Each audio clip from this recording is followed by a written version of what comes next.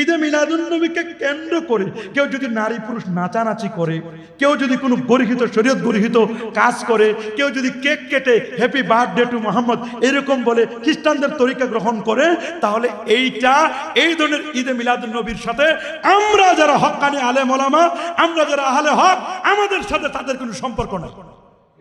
কথা বলে অনেকে আবার চেয়ার রেখে দেয়, দুধের গ্লাস রেখে দেয়, রাসূলুল্লাহ চেয়ারে আসবেন বসবেন, মনে করে রাসূলুল্লাহ ওখানে আসবে, এই আকীদা আমরা কেউ রাখি না। বলেন রাখি?